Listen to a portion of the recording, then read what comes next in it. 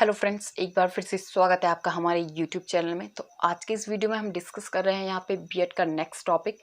यहाँ पे आप देख सकते हैं कि स्क्रीन पर आपको जो चीज़ हेडिंग दिख रही है वो क्या है कि शिक्षा के अवसरों की समानता के संदर्भ में या उसके संबंध में कोठारी आयोग के क्या सुझाव हैं। ठीक है, तो वो आज हम डिस्कस करने वाले हैं कि कोठारी आयोग के क्या क्या सुझाव हैं जो उन्होंने शिक्षा के अवसरों की समानता के संबंध में जो है हमें दिए हैं। ठीक है, तो वीडियो में आगे बढ़ने से पहले अगर आपने हमारे चैनल को सब्सक्राइब नहीं किया तो मेक श्योर आप इसे ज़रूर सब्सक्राइब कर लें और पास ही पड़े बेल आइकन को ज़रूर दबाएं, जिससे जब जब भी हम वीडियो डालें आपके पास नोटिफिकेशन सबसे पहले पहुंचे। ठीक है, तो सबसे पहले हम बात कर लेते हैं कि ऐसी कौन सी असमानताएं थी जो कोठारी आयोग द्वारा देखी गई। ठीक है, शिक्षा के क्षेत्र में तो कोठारी आयोग ने 1964 से 66 के बीच में जो ये आयोग आया था, तो कोठारी आयोग ने क्या किया कि 1964 से 66 में शिक्षा के क्षेत्र में जो भी व्याप्त दो प्रकार की असमानताओं का उल्लेख उन्होंने किया है। तो कौन सी दो असमानताएं थी उनको हम सबसे पहले देख लेते हैं। इसमें फर्स्ट जो असमानताएं उन्होंने देखी थी वो है शिक्षा के विभिन्न पक्षों और स्तरों पर बालकों और बालिकाओं की शिक्षा में व्याप्त असमानता। ठीक है, यानी कि शिक्षा के विभिन्न पक्ष या स्तर, जो भी शिक्षा से रिलेटेड जो भी स्तर थे उसमें बालकों के लिए अलग प्रावधान और बालिकाओं के लिए अलग प्रावधान की जो उन्होंने असमानता देखी उसका उन्होंने उल्लेख किया है।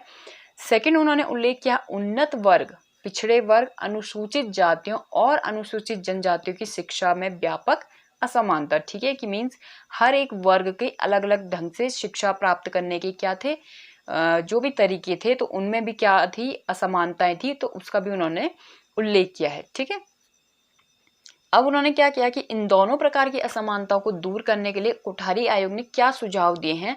तो फर्स्ट उन्होंने जो सुझाव दिया है वो है निःशुल्क शिक्षा का। ठीक है, इसमें कुछ पॉइंट्स को हमने जो है लिया हुआ है, आप चाहें तो इसे और भी ज़्यादा जो है एक्सप्लेन करके लिख सकते हैं। यहाँ पे हमने मोस्ट इंपॉर्टेंट जो है हेडिंग्स को लिया है, मोस्ट इंपॉर्टेंट लाइन्स को लिया है। ठीक है, जिससे कि आपको इजी हो जाएगा। ठीक है, प्रॉपर एक लॉन्ग आंसर टाइप क्वेश्चन है ये। ठीक है, शॉर्ट भी आपको इसमें कई सारे क्वेश्चंस मिल जाएंगे। तो देखते हैं, तो इन्होंने जो फर्स्ट हमें सुझाव दिया वो था निःशुल्क शिक्षा का, यानी कि फोर्थ, ठीक है, जो हमारी चौथीवीं या फिर फोर्थ हमारी पंचवर्षीय योजना है उसमें तक क्या होना चाहिए कि सारे की सारी जितनी भी प्राथमिक शिक्षा है उनको निःशुल्क कर देना चाहिए या फिर निःशुल्क होनी चाहिए वो शिक्षाएं। सेकंड, उन्होंने इसमें क्या पॉइंट दिया कि जो फिफ्थ पंचवर्षीय योजना जो चलेगी तब तक माध्यमिक शिक्षा को भी वो निःशुल्क हो जानी चाहिए। और जो लास्ट पॉइंट इसमें हमने लिया है वो है उच्च माध्यमिक तथा विश्वविद्यालय स्तर पर अगले 10 वर्षों में योग्य छात्रों को निःशुल्क शिक्षा। ठीक है, मतलब वही छात्र जो पढ़ने में काफ़ी अच्छे हैं, काफ़ी टैलेंटेड हैं, उनको निःशुल्क शिक्षा जो है प्रोवाइड करवाई जाए। तो ये इनका जो है फर्स्ट सुझाव था, फर्स्ट इनको पॉइंट इन्होंने बताया था। सेकंड पॉइंट यहाँ पे है शिक्षा के अन्य खर्चों में कमी। ठीक है, यानी कि इसमें क्या फर्स्ट पॉइंट है कि प्राथमिक विद्यालयों में विद्यार्थियों को पाठ्य पुस्तकें तथा लेखन सामग्री का मुफ्त वितरण कराया जाए, जिससे क्या है कि उनका थोड़ा बोझ जो है वो हल्का हो जाए। ठीक है, शिक्षा के ऊपर जो भी खर्चा है वो थोड़ा कम हो जाए। तो प्राथमिक विद्यालयों में जो पाठ्य पुस्तकें हैं या फिर उनके थोड़ा लेखन सामग्री है, आजकल तो थोड़ा बहुत कई स्कूलों में जो है ड्रेस भी प्रोवाइड करवाई जाती है जो लोग नहीं खरीद सकते हैं उनके लिए, तो ये चीज़ उनको मुफ्त में वितरण किया जाए। नेक्स्ट पॉइंट इसमें है कि सभी स्तर में बुक बैंक खोले जाएं जहाँ से उन्हें क्या है बुक प्रोवाइड करवाई जा सके। थर्ड इसमें पॉइंट हमने लिया है योग्य विद्यार्थियों को पुस्तकें खरीदने के लिए अनुदान दिए जाएं। ठीक है, वही चीज़ है कि मतलब जो बच्चे टैलेंटेड हैं नहीं खरीद सकते हैं, ठीक है, आर्थिक स्थिति उनकी सही नहीं है, तो उनको पुस्तकें खरीदने के लिए थोड़ा खर्चा या पैसे उन्हें दिया जाए या फिर उनको पुस्तकें प्रोवाइड करवाई जाए, ये उनका सुझाव था। थर्ड है इसमें छात्रवृत्तियों की व्यवस्था एवं योजनाएं। तो इसमें हमने क्या चीज़ ली है कि सभी स्तरों पर छात्रवृत्ति की व्यवस्था की जाए। ठीक है, सभी स्तर यानी कि जो भी हमारा माध्यमिक है, प्राथमिक है, इन सभी स्तरों पर छात्रवृत्ति की व्यवस्था की जाए। सेकंड पॉइंट इसमें हमने लिया है ध्यान रखा जाए कि कोई योग्य परंतु निर्धन छात्र धनाभाव के कारण अपनी भावी शिक्षा से वंचित ना रह सके। ठीक है, वही पॉइंट है, ये जो है हेडिंग के ही अंदर आपको लगभग सब चीज़ों के पॉइंट थोड़ा बहुत मिल जाएंगे। आपको हर एक स्तर के अकॉर्डिंग आपको इनके आंसर या फिर पॉइंट आपको बनाने पड़ेंगे। ठीक है, तो फर्स्ट पॉइंट था इसमें कि सभी स्तरों पर छात्रवृत्ति दी जाए। सेकंड यहाँ पे हो गया कि जो भी ऐसे योग्य छात्र हैं, ठीक है, जो टैलेंटेड हैं, पढ़ना चाहते हैं लेकिन नहीं पढ़ सकते हैं क्योंकि उनकी आर्थिक स्थिति इतनी अच्छी नहीं है, तो उनको क्या है, उनकी भावी शिक्षा के लिए, भविष्य में जो भी वो शिक्षा ग्रहण करना चाहते हैं उसके लिए उन्हें धनाभाव की कमी ना हो। ठीक है, इस चीज को ध्यान में रखा जाए। नेक्स्ट जो इसमें पॉइंट था वो है विश्वविद्यालय स्तर पर 2 तरह की छात्रवृत्तियों की व्यवस्था की जानी चाहिए। फर्स्ट है छात्रावास में रहकर जो विद्यार्थी अध्ययन करते हैं उनके लिए भी छात्रवृत्ति होनी चाहिए, और दूसरा अपने घरों में रहकर जो विद्यार्थी जो है अध्ययन करते हैं उनके लिए भी अलग से जो है छात्रवृत्तियों की व्यवस्था होनी चाहिए। तो विश्वविद्यालय स्तर पर 2 तरह की छात्रवृत्तियां प्रोवाइड करवाई जानी चाहिए। नेक्स्ट इसमें पॉइंट है कि छात्रवृत्तियों के लिए हर कार्यक्रमों में छात्राओं की आवश्यकता को वरीयता दी जानी चाहिए। ठीक है, मतलब गर्ल्स को थोड़ा प्रायोरिटी दी जानी चाहिए इस चीज के लिए। अब जो इनका फोर्थ पॉइंट था वो था विकलांग बालकों के लिए, कि मतलब विकलांग बालकों की शिक्षा किस तरीके से हो, किस तरीके से वो प्रॉपर एक एजुकेशन को प्राप्त कर सके। ठीक है, तो फोर्थ क्या है कि विकलांग बालकों की शिक्षा के लिए है।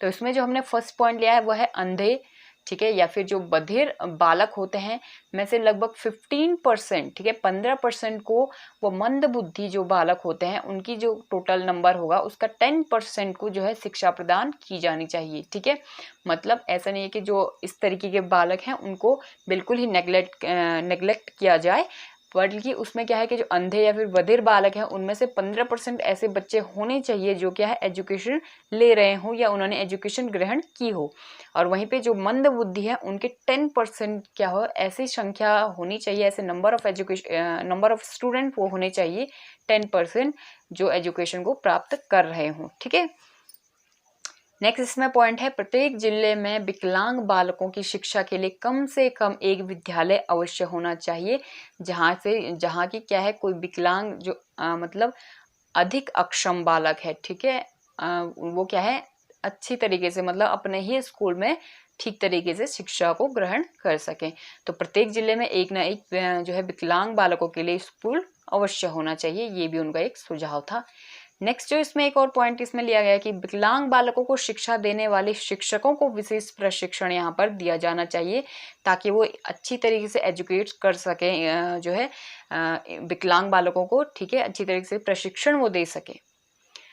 फिफ्थ उनका पॉइंट था, उनका जो सुझाव उन्होंने दिया था वो स्त्रियों के लिए दिया था, स्त्रियों की शिक्षा के उस पर उन्होंने बताया था कि तो फिफ्थ जो हमारा पॉइंट है वो स्त्रियों की शिक्षा। तो इसमें जो हम फर्स्ट पॉइंट लिया है वो क्या है कि स्त्रियों की शिक्षा को बढ़ाना तथा मार्ग में आने वाली जो भी उनकी बाधाएं हैं उनको दूर करना, ये एक सुझाव उन्होंने दिया था, कोठारी आयोग द्वारा ये दिया गया है। नेक्स्ट इसमें पॉइंट क्या है कि इस कार्य के लिए यानी कि जो भी शिक्षा स्त्रियों की शिक्षा है इस कार्य के लिए विशेष योजनाएं बनाई जानी चाहिए और इन योजनाओं को पूरा करने के लिए प्राथमिकता के आधार पर आवश्यक धन की भी व्यवस्था करनी चाहिए। ठीक है, मतलब जो भी योजनाएं हम गर्ल्स के लिए लेके आ रहे हैं, स्त्रियों की शिक्षा के लिए लेके आ रहे हैं, ठीक है, उनको एजुकेट करने के लिए हम जो भी योजनाएं लेके आ रहे हैं उसके लिए प्रॉपर एक जो है हमारे पास मनी होना चाहिए।